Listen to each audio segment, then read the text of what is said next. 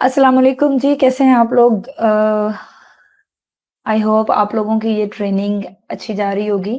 जिस तरह से आप लोग एक्सपेक्ट कर रहे होंगे डेफ़िनेटली जब हम फिज़िकल ट्रेनिंग्स ले रहे होते हैं और जब हम इस तरह से ऑनलाइन ले रहे होते हैं तो there is some differences but we have to cope up with these differences और अपने आप को अपनी लर्निंग को मोर इफेक्टिव बनाना है by using all these online tools because definitely I think these are the more appropriate ways and इनको upcoming future जो है किसी भी तरह की कंडीशंस और किसी भी तरह के सर्कमस्टांसेस में दे आर मोर एप्लीकेबल। हमारा जो वेरी इंपॉर्टेंट टॉपिक है regarding content writing that is the SEO content writing. जो कुछ भी आपने लिखा उसको आपने किस तरह से लोगों के सामने लेके आना है। कुछ छोटे छोटे स्टेप्स हैं जो आपने फॉलो करने होते हैं to make your content visible और अपने कंटेंट को अरेंज करते हुए आप लोगों ने इन तमाम चीजों का ख्याल रखना होता है। एसईओ कंटेंट इसी तरह से ही है कि जिस तरह से आप लोगों ने कुछ भी लिखा और लिखने के बाद अब दुनिया के सामने आपने उसको किस तरह से लेके जाना है। This is basically the presentation way. कुछ आपने पकाया, पकाने के बाद उसकी प्रेजेंटेशन जो है आपने किस तरह से करनी है, ठीक है, ताकि वो देखने वाले को अच्छा भी लगे और उसके अलावा हर एक की अट्रैक्शन गेन करे। SEO content writing, these are the few steps before starting जिनको आपने जहन में रखना है।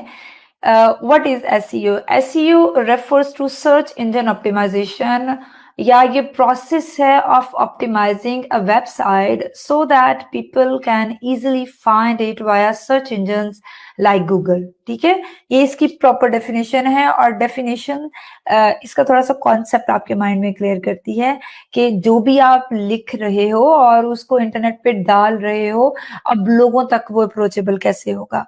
और ये कोई ऐसा मैजिक स्टिक नहीं है जिसको आपने लिखने के बाद उसके ऊपर डाल देना है। कुछ छोटे छोटे स्टेप्स हैं जो आपने फॉलो करने होते हैं जब अपना आप आर्टिकल, ब्लॉग या किसी भी किस्म की पोस्ट या किसी भी किस्म का कंटेंट जो यूट्यूब के लिए आप डाल रहे हो या आप अपनी गिग, फाइवर या अपवर्क पे डाल रहे हो तो आपको एसईओ करनी पड़ती है।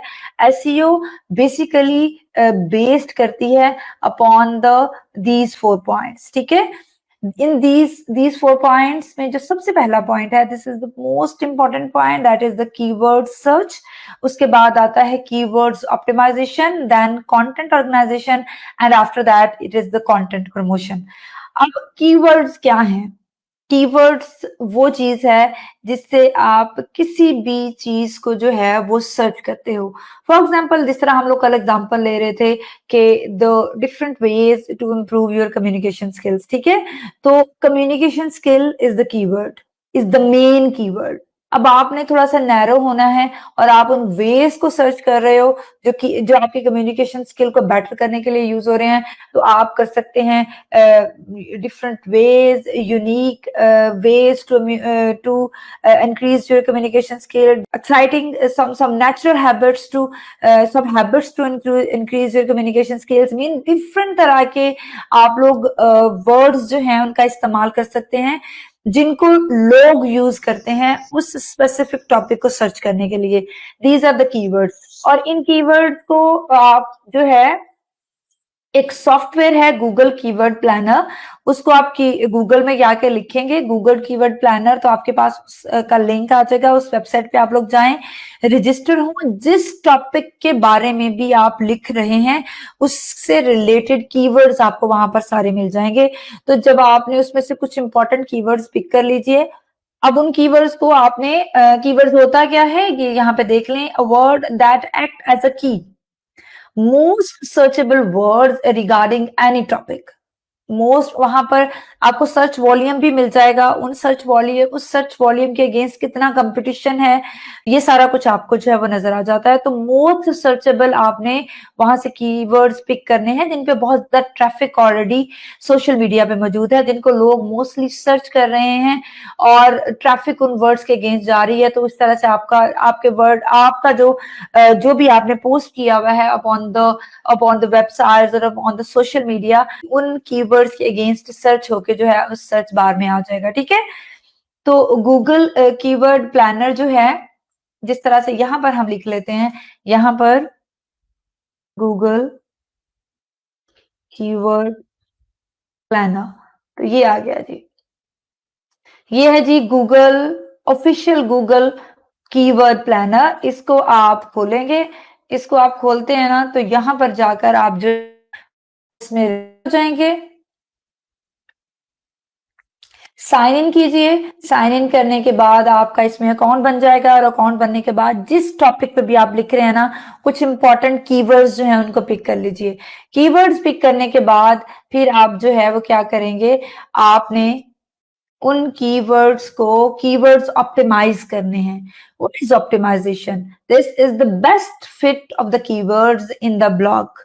जो चीज आप लिख रहे हो उनको आपने know where and how to use keywords in your content for maximum searchability, और आपने उनको अपने कंटेंट में नेचुरली एडजस्ट करना है। फॉर एग्जांपल कम्युनिकेशन स्किल एक हमारा मेजर कीवर्ड है and we are writing a blog on communication skill, तो हमने 5 to 6 टाइम कम्युनिकेशन स्किल अपने ब्लॉग में यूज करना है, और इस तरह से यूज करना है कि वो एक स्टोरी की फॉर्म में हमारा जो है वो बार बार रिपीट हो। जितना ज्यादा हमारा जो है वो कीवर्ड हमारे ब्लॉग में रिपीट होगा, उसकी एसईओ उतनी अच्छी होगी, उसके जो है आप कह लो कि रैंक होने के उतने ज्यादा चांसेस हैं। ठीक है, उसके बाद keyword optimisation.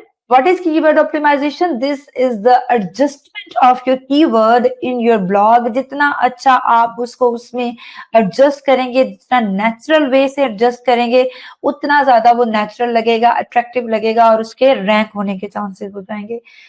After that this is the content organization. What is content organization? जब आप अपना कंटेंट लिख रहे हैं, आप अपना फॉर एग्जांपल आर्टिकल लिख रहे हैं, ब्लॉग लिख रहे हैं, तो आपको पता है, जिस तरह मैंने आपको बताया कि जो एक ब्लॉग होता है उसके 3 मेजर जो होते हैं वो पोर्शंस होते हैं।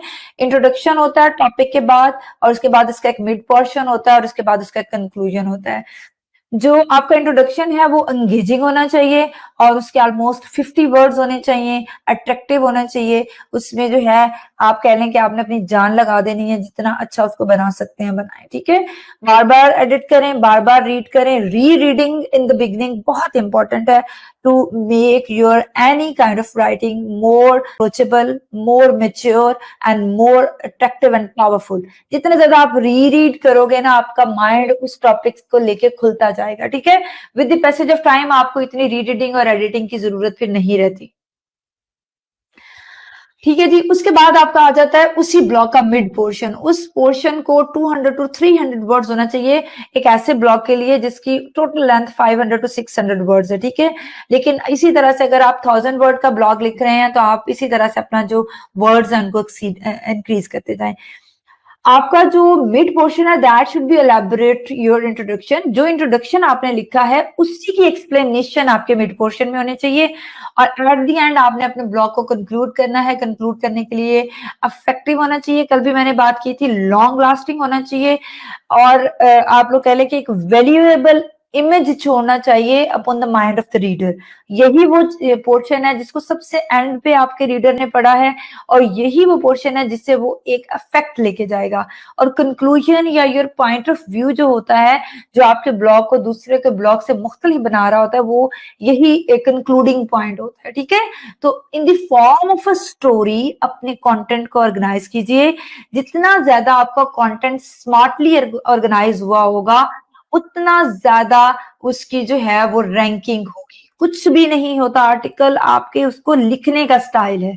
जिस तरह मैंने कल बात की थी, ये ज्यादा मैटर नहीं करता कि आप क्या लिख रहे हैं, ये मैटर करता है कि आप किस तरह से लिख रहे हैं। जितना ज्यादा डिफरेंट वे से लिखेंगे और दूसरे जो ब्लॉग्स मौजूद हैं आपके ब्लॉग से रिलेटेड, इंटरनेट में जितने भी ब्लॉग्स मौजूद हैं उनसे थोड़ा सा मुख्तलिफ लिखेंगे, कैची लिखेंगे, हाउ यू राइट इट, वही आपके ब्लॉग को रैंक करेगा और दूसरों से मुख्तलिफ बनाएगा और व्यूअरशिप लेके आएगा। ठीक है, तो हम लोगों ने पढ़ा एसईओ कंटेंट राइटिंग में एसईओ जो होती है वो क्या होती है, फिर उसके बाद कीवर्ड्स जो होते हैं वो किस तरह से रोल प्ले करते हैं। हमने ये देखा कीवर्ड प्लानर्स का इस्तेमाल आप किस तरह से कर सकते हैं। फिर उसके बाद आप लोगों ने देखा कि कीवर्ड ऑप्टिमाइजेशन क्या होती है और कंटेंट को आप किस तरह से ऑर्गेनाइज कर सकते हैं। आफ्टर दैट सबसे लास्ट में आपने अपना ब्लॉग लिख लिया, पोस्ट कर दिया, और उसके बाद आप आपने उसकी प्रमोशन करनी है। ये आपकी जिम्मेदारी है। ठीक है, डोंट थिंक कि आपने जिस वेबसाइट को ब्लॉग अपना सबमिट करवाया है वही ये सारा काम करेगी। और अल्टीमेटली वो ब्लॉग आपके नाम से पब्लिश हुआ है। वेबसाइट को तो जो बेनिफिट्स हो रहे हैं, लेकिन आपका अपना प्रोफाइल बिल्ड होगा। जितना ज्यादा आपका अपना ब्लॉग किसी वेबसाइट पे रैंक होगा, आपको ज्यादा काम मिलने के चांसेस हैं। आप डेफिनेटली जितने ज्यादा रैंक होंगे, आपका प्रोफाइल जो है उतना ज्यादा स्ट्रांग होगा। तो आपने उसको क्या करना है, increase visibility to new content you create by sharing it on social networks and building links to your content। ठीक है, both internal and external sites जो हैं आप यूज करें। आप अपना प्रोफाइल बिल्ड करें अपने फेसबुक पे, इंस्टाग्राम पे, ट्विटर पे, और जो भी आप लिखते हैं उसको इन पे जरूर शेयर करें। ठीक है, व्हाट्सएप ग्रुप्स में शेयर करें इन द बिगनिंग, और साथ साथ उन ग्रुप्स का हिस्सा बने जो कि इस तरह की एक्टिविटीज करते हैं, जो कि क्रिएटिव ग्रुप्स हैं जिसमें आप लोगों को लगता है रीडर्स सिंसियर हैं। इसी तरह फेसबुक पेजेस जो हैं उनको ज्वाइन करें, फेसबुक पेजेस अपने क्रिएट करें with the passage of time. और जिस तरह यासिर ने बात की कि बिल्ड अ ब्रांड, अपना जितना जल्दी आप लोग ब्रांड बिल्डिंग की तरफ आ जाएंगे, जितनी जल्दी अपने आप को एक अपनी आइडेंटिटी बनाएंगे, अपना ग्रुप बनाएंगे, अपना पेज बनाएंगे, अपने व्हाट्सएप ग्रुप्स बनाएंगे, उतनी ज्यादा आप लोग कह लो कि आप में इंडिविजुअलिटी रहेगी।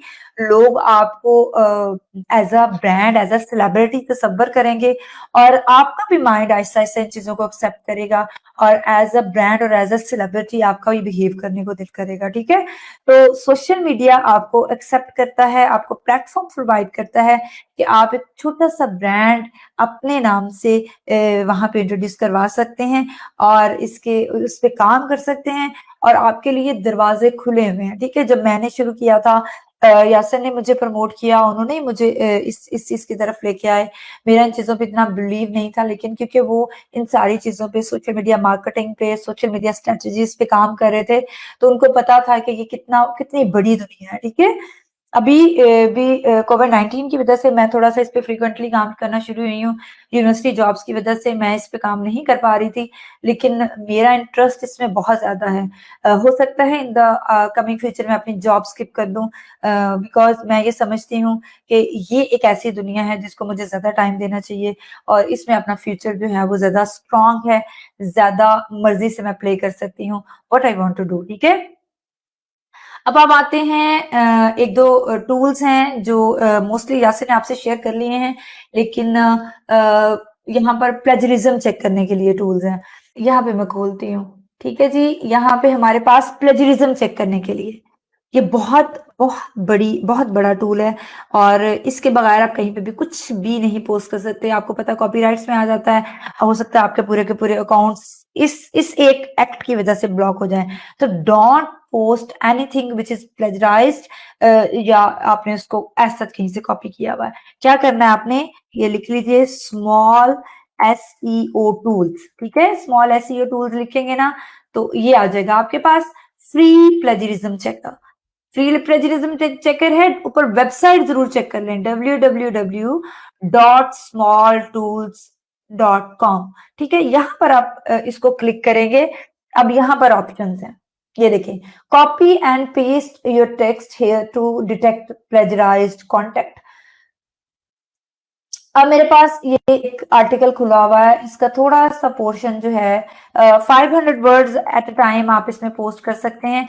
यहाँ पे डालूंगी, पेस्ट करूंगी, और उसके बाद ये देखें आ गया जी चेक प्लेजरिज्म। ठीक है, ये मोस्ट ऑथेंटिक है।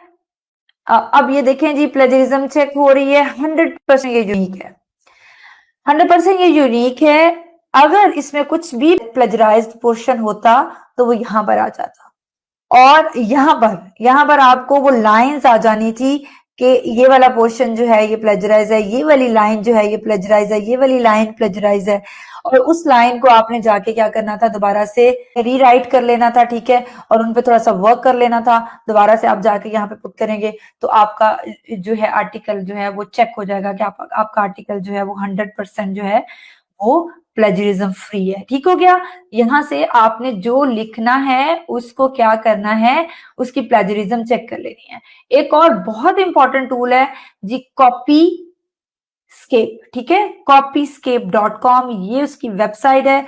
आप लोग इन चीजों को नोट कर लीजिए।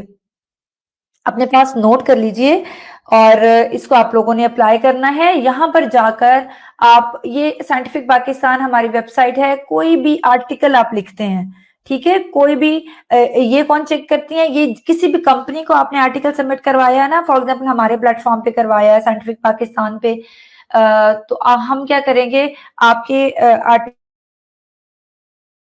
के उसका लिंक यहाँ पर डालेंगे, तो ये जो है वो आर्टिकल आपका चेक कर देगा कि किस तरह से उस वो आर्टिकल कहीं पे पहले सबमिट तो नहीं हुआ हुआ। तो एज सच जो है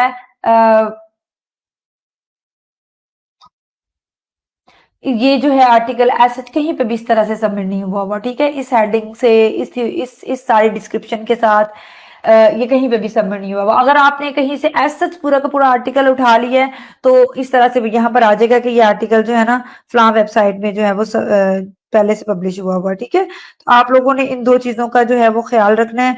अगर आप लोग साइंटिफिक पाकिस्तान से फ़ैमिलियर हैं तो वेरी गुड, अगर नहीं तो ये हमारा प्लेटफ़ॉर्म है जहाँ पर आपको science, business, lifestyle, counselling, motivation से रिलेटेड तमाम वीडियोस और आर्टिकल्स मिल रहे हैं।